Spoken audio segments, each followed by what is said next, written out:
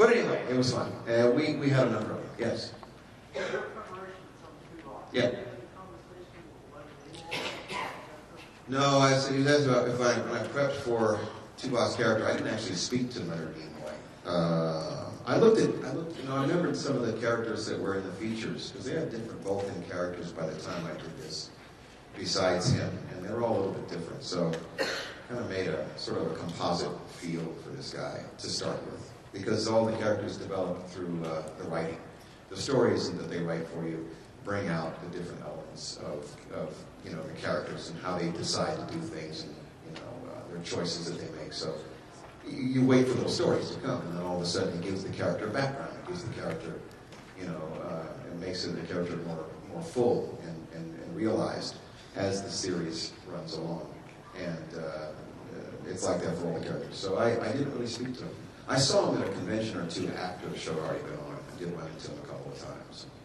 We just spoke very briefly, but I never did talk to him beforehand. I had enough information going in that I knew how the character was supposed to be played. I knew how he needed to be done, and that was, it just worked out. Quite honestly, that I could have just easily been on Baywatch for 7 years, but it turned out to be Voyager. I already worked for these guys for years. I read for the Next Generation series. I read for Geordi LaForge's role. It just came down to him and I. I was up for that part. So Geordi got the role, and he's very good at it. Not Geordi, LaForge got the role. He's very good at it. He was perfect for that part. And Rick Berman liked my work. He liked me. So later on, I read for a few more episodes, and 2 or 3 years later, I came back and read for Next Gen and got a part in Next Gen, then a part in DS9, and a part in Generations, the feature. And by that time, they were developing Voyager. And he'd said, look, why don't you come and read? I'd like to have you come and read for Voyager when it comes up and, gets up and running in the summer. I said, yeah, it's a series, and another series is going to be on for 7 years, because all the shows are running for 7 years or more. And so I was looking forward to it, man, I got to do this. We got to be ready for this. So I didn't take any work at that time that would have put me somewhere else where I couldn't actually read for the show or work on the show. If it interfered with it, I didn't want to roll those dice. I wanted to put everything in this pot to try to see if I could make it happen. And it almost didn't happen, that close. It almost didn't happen. They almost didn't have this character Tuvok at my age. The initial character Tuvok was 65 years old. He would have looked 65 on scene, so I was too young to play that. And then they changed it.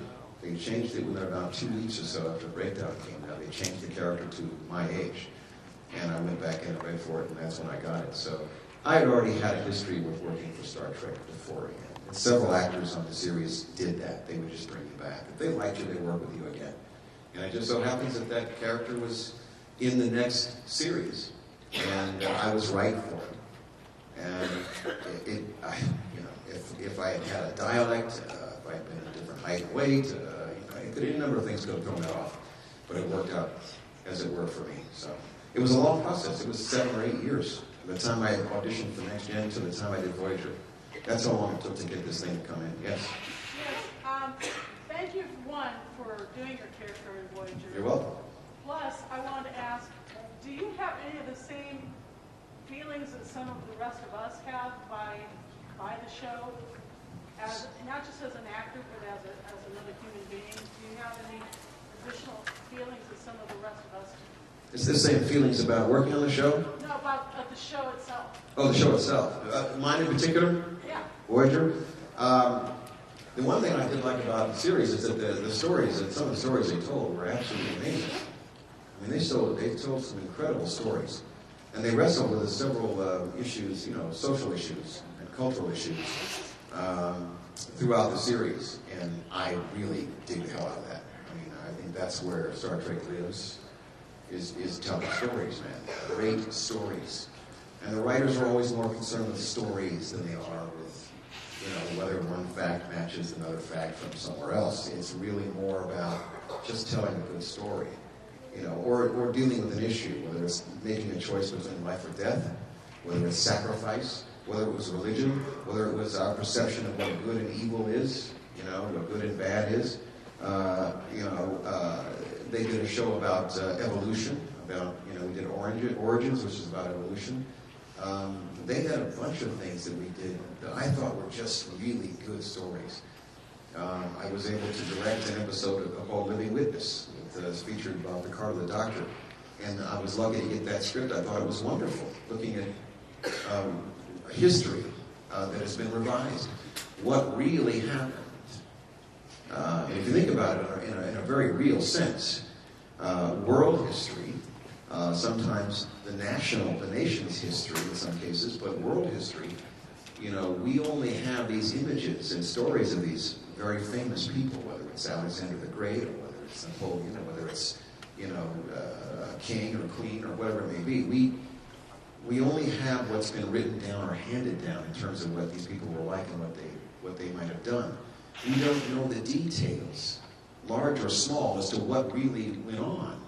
In some cases, we may have it entirely wrong, but we don't know.